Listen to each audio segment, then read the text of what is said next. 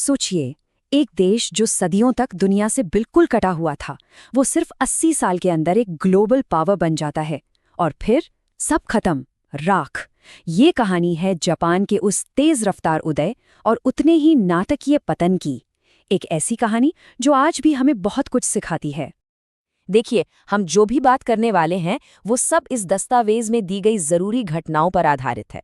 तो चलिए, ज्यादा वक्त ना लेते हुए सीधे कहानी में चलते हैं। तो सबसे बड़ा सवाल यही उठता है कि आखिर जापान जो सदियों से दुनिया से एकदम अलग थलग पड़ा था, वो इतनी जल्दी एक मिलिट्री और इंडस्ट्रियल सुपर पावर बना तो बना कैसे?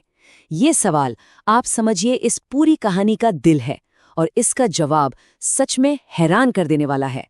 पता है, जापान का ये जो बदलाव था ना, ये उसकी अपनी मर्जी से शुरू हुआ ही नहीं था। इसकी शुरुआत हुई जबरदस्ती से, एक ऐसी घटना जिसने उस देश को हमेशा के लिए एक बिल्कुल नए रास्ते पर लाकर खड़ा कर दिया। चलिए देखते हैं कि आखिर हुआ क्या था।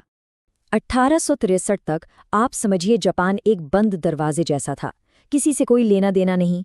फिर आए अमेरिकी कमोडोर पेरी अपने काले जहाज़ों के साथ, और उन्होंने अपनी नेवी की ताकत के दम पर जापान को जबरदस्ती अपने बंदरगाह खोलने पर मजबूर कर दिया। बस यही वो पल था जिसने जापान की सदियों पुरानी सबसे अलग रहने की पॉलिसी को तोड़ दिया और उसे एक ऐसे भविष्य की तरफ धकेल दिया जिसके बारे में कोई कुछ नहीं जानता था। अब इस मुश्किल घड़ी में जापान ने एक बहुत ही हिम्मत वाला फैसला लिया। उन्होंने सोचा, बिखरने से तो अच्छा है कि खुद को नए सिरे से बनाया जाए। और बस, सम्राट मेजी के लीडरशिप में देश ने एक ऐसा जबरदस्त मॉडर्नाइजेशन प्रोग्राम शुरू किया जिसने पुराने सामंत जापान को हमेशा के लिए बदल कर रख दिया और एक इंडस्ट्रियल देश की बुनियाद डाली।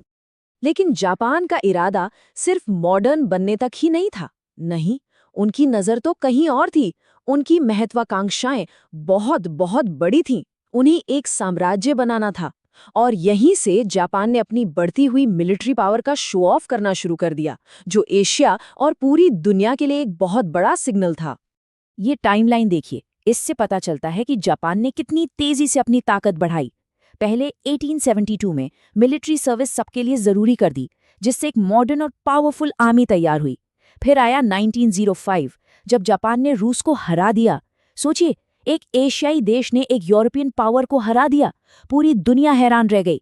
और फिर 1931 में मंचूरिया पर हमला और 1933 में लीग ऑफ नेशन से बाहर हो जाना।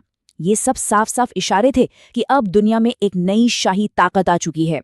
अब पश्चिम में, मतलब यूरोप और अमेरिका में, जापान के इस तरह से पावरफुल होने को डर और शक की नज़र से देखा जा रहा था। इस डर को एक नाम भी दिया गया, येलो पेरिल या पीत आतंक।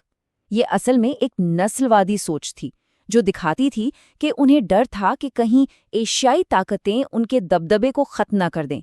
जापान को अब दुनिया के लिए एक बहुत बड़ा खतरा माने जाने लगा था। और अब हम आते हैं कहानी के आखिरी और सबसे विनाशकारी हिस्से पर। जापान का एक बड़ा साम्राज्य बनाने का सपना उसे सीधे दूसरे विश्व युद्ध की आग में खींच ले गया। एक ऐसी जंग जो उसके बनाए साम्राज्य को खत्म करने वाली थी। वर्ल्ड वॉर 2 में जापान ने जर्मनी और इटली का साथ दिया, मतलब वो एक्सिस पावर्स का हिस्सा बन गया। और ये फैसला बहुत ही घातक साबित हुआ। इसने उसे सीधा अमेरिका और एलाइड फोर्सेस के सामने लाकर खड़ा कर दिया, और इस टकराव का नतीजा बहुत भयानक होने वाला था। फिर आया वो दिन जिसने दुनिया को हमेशा हमेशा के लिए बदल दिया। 6 अगस्त 1945 अमेरिका ने हिरोशिमा शहर पर पहला एटम बम गिराया। हिस्ट्री में ऐसा पहली बार हुआ था जब किसी ने जंग में एटॉमिक हथियार का इस्तेमाल किया हो, और इसका नतीजा तबाही के सिवा कुछ नहीं था। पर तबाही यहीं पर नहीं रुकी।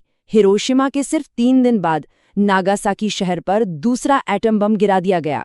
इससे जापान पर सरेंडर करने का प्रेशर और भी ज्यादा बढ़ गया, और दुनिया ने विनाश का एक और भयानक मंजर देखा। इन एटम बमों से हुई जबरदस्त तबाही ने आखिर जापान को घुटने टेकने पर मजबूर कर ही दिया। उसने वर्ल्ड वॉर 2 में सरेंडर कर दिया, और इसके साथ ही 80 साल पहले शुरू हुआ उसका साम्राज्य अचानक खत्म हो गया। ये एक दौर का अंत था और एक नए जापान की शुरुआत। तो जापान की ये पूरी कहानी हमें एक बहुत बड़े सवाल के साथ छोड़ जाती है कि कोई भी देश एक सदी से भी कम समय में पूरी तरह से कैसे बदल सकता है।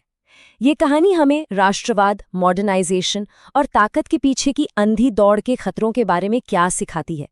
ये एक ऐसा सवाल है जो यकीन मानिए आज भी उतना ही जरूरी है जितना तब था। अगर आपको यह वीडियो अच्छा लगता है तो आप चैनल को सब्सक्राइब करें।